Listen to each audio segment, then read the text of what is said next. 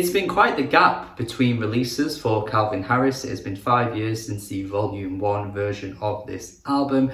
It was a pretty mixed album, to be honest. There were some really great songs on there, particularly the Frank Ocean feature and the Migos feature on Slide. I thought that was a fantastic track, and honestly still a track I go back to this day. But overall, it's still Calvin Harris. He's not exactly an album artist, and that really showed through on this album because it was set up to be potentially the best one of his so far. The features, the vibe of the album, it all just seemed like he was, you know, setting out a bit of a clear-cut concept from the get-go, and it sounded like it could have been really good, really summery, really fun. But instead it just had like mediocre features and annoying songs like Feels on it. So it just did not live up to the expectation that I think some people had.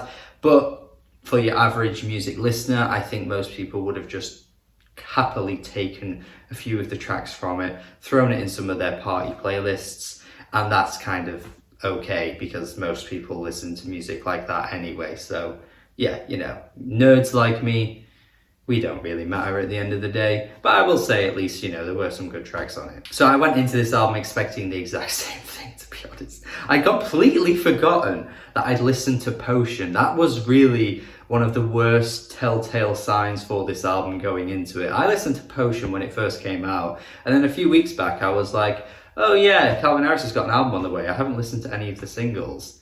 And then when the album came out, I was like, wait, I've heard this song. Why did I forget that? Kind of goes to show the quality of the track, to be honest. I mean, it's not like me to forget that I've listened to a song, but yeah, that just kind of sets the tone for this album. I don't usually care for intros or, you know, interludes. I don't hold artists to ransom for those kinds of things. Sometimes they can be a bit pointless. Sometimes you can just skip over them if they don't really add a great deal to the album. I don't tend to care. You could just take some of them out sometimes, to be honest. Artists could be a bit more purposeful with them, I'll give it that.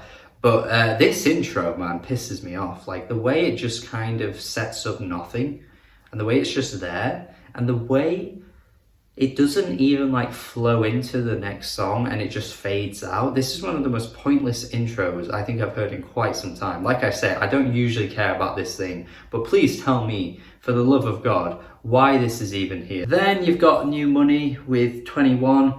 I don't know, man. I think 21 on his day can be good. He's a good feature artist, but in terms of like his presence and his I don't know, delivery and stuff, he can be pretty boring and honestly gets wildly overrated by some people out there. Like this track, for example, is the perfect example of it. It epitomizes what I'm saying. He just does not carry this song at all. He doesn't even sound like he's in the right place. It sounds like he walked in awkwardly, like Michael Cera walking into some random place accidentally, and just showed up and then was like, yeah, I'm not meant to be here, but I'm too awkward to say no, so I'm just going to pretend that I should be here and just deliver some vocals. Like, he doesn't even bring any energy. He sounds so lethargic, and the instrumental just doesn't match his voice at all. Like, it genuinely sounds like Calvin asked someone else and then the wrong person showed up. I've already kind of given my damning thoughts on Potion, but for the sake of it,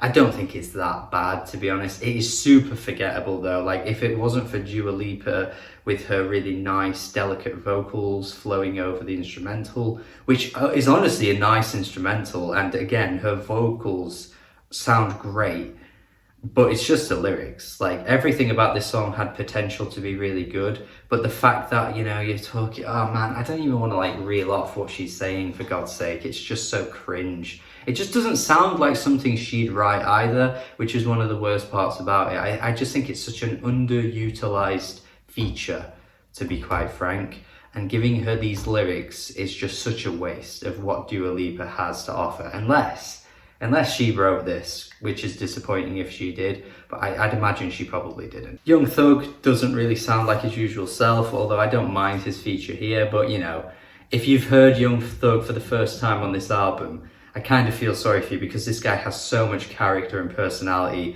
and what he brings to the table on this track is just the complete opposite of what he's known for and what he's best at doing. And honestly, man, there aren't like a great deal of positives to highlight from this point. Like, there's a few good tracks in the middle, which I'll get to, but tracks like Obsessed with Charlie Puth on the chorus, like this hook is so weak, and I'm just sort of sat here wondering, did Calvin Harris just pick names that he thinks are really big and just threw them all to one album and didn't think about how good they actually are? Because like Charlie Puth brings such a weak hook to this table. Like, you could have got anyone to sing this and it would have sounded way better than Charlie Puth. Snoop Dogg later on, like I say, look, I swear to God, he's just bringing on the big features. Like, he's got Snoop Dogg here for the sake of it being Snoop Dogg. He sounds honestly like a creepy uncle on this track. Like, he just sounds so creepy, and his vibe just doesn't scream fun at all. And I thought the point of this track was, well, this track and album, you know, living your best life particularly, which is the song is meant to be about, you know, you'd expect a bit more of an upbeat tone to it, and it's just not there. I applaud Normani, Tinashe and Busta Rhymes for the tracks that they are on respectively. Normani and Tinashe are on the same track. They both sound so classy on this song. And Busta Rhymes has so much energy and charisma on his track. I applaud these three artists for bringing to the table what 90% of this album doesn't have. This is the kind of thing you would expect for these kinds of tracks. Just, you know, bring the energy, man. Like, don't just sound like you're bored as fuck like 21 Savage, or singing lyrics like Dua Lipa that I don't even think she even wants to truly believe or be a part of. Like, there's just something so kind of plastic about a lot of this album, even with the funkiness, honestly, at times. Like I said already, Obsessed with the piano keys kind of mashing to make this kind of like funky rhythm. It honestly just sounds fake. I don't know why Calvin Harris has spearheaded himself as this guy that's going to take this genre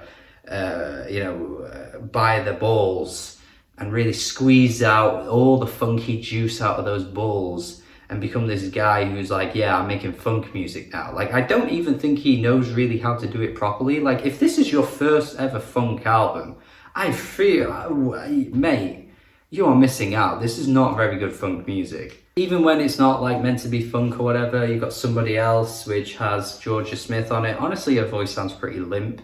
Lil Durk comes through with the most out of nowhere rap feature you've heard in some time.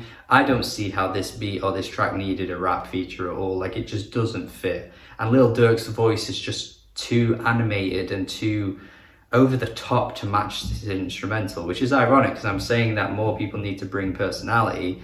But when the instrumental doesn't need this, it's like Calvin Harris just slapped it there for the sake of having a rap feature. I thought Stay With Me was okay with Justin Timberlake, Halsey, Pharrell. It's got a bit of a disco vibe to it, which I think is kind of fun. I definitely wouldn't mind hearing this track if I was just out and about, maybe at a bar or something. I wouldn't say no to it. It's not something I really am in love with though, but I can't say that about any song on this album anyway, to be fair. Then you've got the final track, Day One, which Pharrell has horrendous falsetto vocals slathered all over it. This guy has a tendency to just overdo it with the falsetto, and as his career's gone on, he's just kind of gone for it constantly. Like, back in the day, he wasn't really doing this as much, and I don't know why he does it so much these days. But thankfully, Pusha T kind of interrupts him with a pretty good feature later on. But yeah, the song itself, man, it's just like so mediocre. And that's kind of like the tagline for this album. It's just also mediocre, man. You can have a bit of fun with it here and there, and I'm sure if you just have it on in the background and you're not really paying attention to it, you're probably going to think it's okay. But seriously, this is super underwhelming to me. These tracks aren't very catchy. These tracks aren't really filled with much personality. There are literally features on features on features on features on features for the sake of it. To me, I don't even see how this is that much different to like a DJ Khaled album, to be honest, in that sense, because DJ Khaled just throws everyone there for the sake of their big names, their, you know, star power, the fact that they're huge artists, and to get them all in one place is like a big event. Calvin Harris is doing the exact same shit on this album with slightly funky instrumentals that aren't that impressive, and features just all over the place just for the sake of them being there, regardless of whether they add anything to the tracks or not. It's not very good, this. I'm not going to say I really didn't like it though. I'm not on that side of the fence. I'm just kind of in the middle, 5 out of 10. It's just so average, so meh. Some good moments pop up here and there, but man, this is just like really, really uninspired pop music, to be honest. I mean, hearing this a week after Beyonce, like, holy shit, the night and day difference is like stark. But regardless, if you want to have some fun, play Renaissance, whatever you want to call it, because that is actual fun. This is not. Let me know your thoughts in the comments. Do subscribe if you haven't already. Check out my Patreon if you haven't as well. That would be fantastic. Love to see you guys support me on there. Love to see you guys in the comments. So please tell me what you think of this album. Have a good day. Goodbye.